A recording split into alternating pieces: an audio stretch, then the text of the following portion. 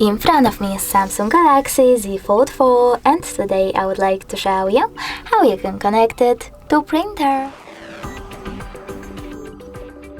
First of all, go into settings and choose connections. Then you need to scroll all the way down and click on more connection settings.